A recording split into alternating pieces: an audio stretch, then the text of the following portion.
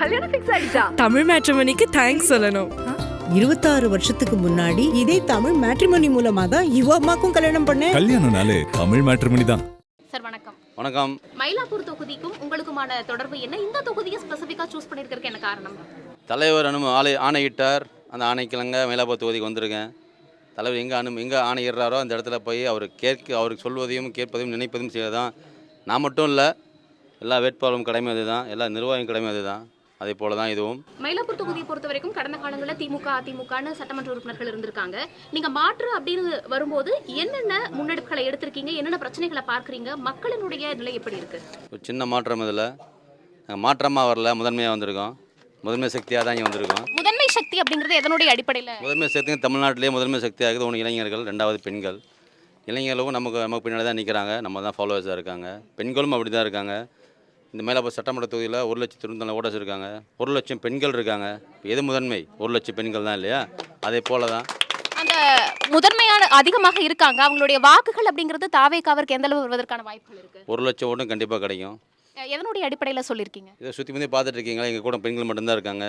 குழந்தைகள் வரைக்கும் தாய்மார்கள் வரைக்கும் எல்லாம் கூட தான் இருக்காங்க. அவங்க ஓட்டுகள் என்றைக்கும் 100% தமிழகம் ஃபுல்லாக இருக்க எல்லா ஓட்டும் பெண்கள் ஓட்டும் எங்களுக்கு தான். திமுக அதிமுகவை தொடர்ந்து விமர்சிச்சுட்டு வர ஒரு கட்சியாக தாவேக்கா இருக்கிறது. இப்போ ஒரு விமர்சனம் என்ன வருது அப்படின்னா, தாவேக்காவினுடைய தேர்தல் அறிக்கை, அவங்க கொடுக்கக்கூடிய சலுகைகள் அப்படிங்கிறது முன்னாடி இருந்த திராவிட கட்சிகள் கொடுத்ததை தான் சொல்றாங்க அப்படிங்கிற ஒரு விமர்சனம் வைக்கப்படுது இல்லையா? அதை எப்படி பார்க்குறீங்க? நம்ம கொடுத்துருக்கிற ஒவ்வொரு தேர்தல் அறிக்கைகளும், தேர்தல் முன்னெடுப்புகளும், தேர்தல் பயணங்களும் ரெலவெண்ட்டாக தான் இருக்கும். இது அவங்க பண்ணாங்க இவங்க பண்ணாங்கல்ல, அந்த நேரத்தில் அந்த மக்களுக்கு தேவையான என்ன தேவைகள் இருக்கோ அந்த தேவைகளை கணக்கெடுத்து குறிப்பெடுத்து அவங்களோட கலந்து உரையாடி அவங்களோட தேவைகளை கேட்டு தான் முடிவு பண்ணுறோம். காப்பி பேஸ்ட் நம்ம பண்ணுறதில்ல, அந்த பழக்கம் நம்மளுக்கு கிடையாது. டிஃப்ரெண்ட் பார்ட்டி ஃப்ரம் முதன்மை பார்ட்டி. தாவேக்கா தலைவர் விஜய் அவர்கள் பரப்புரையை எந்த அளவுக்கு கவர் பண்ணுவார் அப்படிங்கிற எதிர்பார்ப்பு இருக்கு. மக்களிடையே அவர்களுடைய அந்த பேச்சுக்களாகட்டும் கொள்கைகளாகட்டும் எந்த அளவுக்கு கொண்டு போய் சேரும் அப்படிங்கிற ஒரு நம்பிக்கை இருக்கு. தலைவரை பொறுத்த வரைக்கும் நம்ம தமிழ்நாட்டில் மட்டும் இல்லை, ஒரு தொகுதிக்குள்ளே மட்டும் இல்லை, ஆல் ஓவர் வேர்ல்டும் அவரோட எண்ணங்கள், அவரோட ரீச், அவரோட ஃபேம் எல்லா பக்கம் நிறைந்திருக்கிறது. அவர் பிரச்சாரம் பண்ணுறது மட்டும் இல்லை, அவர் செய்கை காமிச்சாலும் சரி, அவர் பதாகைகளும் சரி, எல்லா இடங்களும் ரீச் ஆகும். அவர் சொல்கிற ஒவ்வொரு வார்த்தையும் ஒவ்வொரு அடிமட்ட தொண்டனுக்கும், ஒவ்வொரு கழக நிர்வாகிகளுக்கும், ஒவ்வொரு வேட்பாளருக்கும், ஓட்டருக்கும் ஒரு இன்ஸ்பைரிங்காக இருக்கும். அவர் 4 வார்த்தை பேசினாலே 400 days நம்ம ஒர்க் பண்ண முடியும். பொதுவாக பிற கட்சிகள் எல்லாம் சொல்கிறாங்க, வெளியே வந்து அதிகமாக மக்களை சந்திக்கிறது இல்லை, மக்களோட பயணிக்கிறது இல்லை அப்படிங்கிற குற்றச்சாட்டுகள்லாம் நீங்களும் களத்தில் பார்க்குறீங்களே, அதற்கு என்ன பதில்? நம்ம கட்சிகளுக்கு பதில் சொல்கிறதில்ல, மக்களோட பதில் சொல்கிறோம். நமது தமிழக வெற்றி கழகம் கட்சிங்கிறத வந்து மக்களுக்கான கட்சி, மக்களுடன் பார்த்துட்டு இருக்கீங்களா, மக்களுடன் பயணிக்கும் கட்சி. மற்றவங்க மாதிரி வேட்பாளராக வரலாம், நாங்கள் காப்பாளராக வந்திருக்கோம். இந்த எண்ணங்கள் நிறைந்து இருக்கிறதுனால மற்ற கட்சியை விட நாங்கள் மக்களோட மட்டுமே பயணிக்கின்றோம், மக்களோட மட்டுமே கூட்டணியாக இருக்கின்றோம். அதனால் மற்ற கட்சிகள் அவங்களோட பேசுகிறத விட நம்பர் ஆஃப் பீப்புள் கம்மி, மக்கள் சரமாரி நிறைய பேர் இருக்காங்க. அவங்களோட கூட்டணி குறித்து பேசும்போது விக்கிரவாண்டி மாநாட்டிலேயே கூட்டணி ஆட்சி, அந்த மாதிரி வரக்கூடியவங்களுக்கு ஆட்சியில் அதிகாரத்தில் பங்கு, அந்த மாதிரியான அறிவிப்புகள் எல்லாமே தாவேக்கா தலைவர் வெளியிட்டிருந்தார்.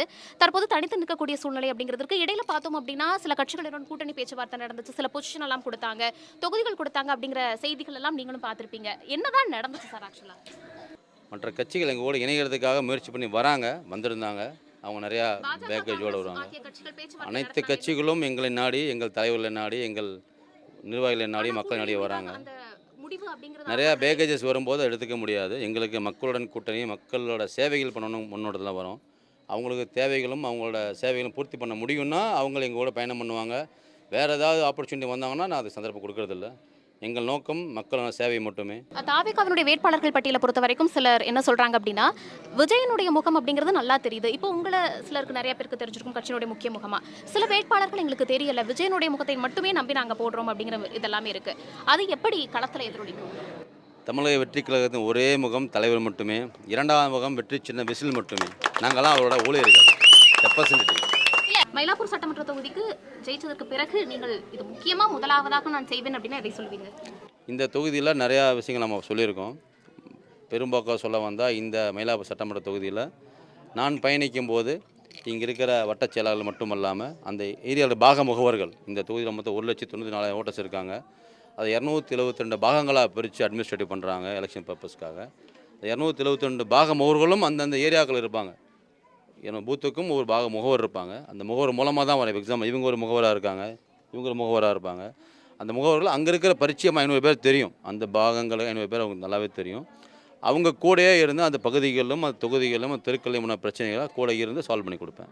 பரப்புரைக்கு நடுவே நிறைய விஷயங்களை எங்களோட ஷேர் பண்ணியிருக்கீங்க. மிக்க நன்றி சார். தமிழ் மேட்ரிமோனிக்கு தேங்க்ஸ் சொல்லணும். 26 வருஷத்துக்கு முன்னாடி இதே தமிழ் மேட்ரிமோனி மூலமா தான் இவ அம்மாக்கும் கல்யாணம் பண்ணேன். கல்யாணம்னாலே தமிழ் மேட்ரிமோனி தான்.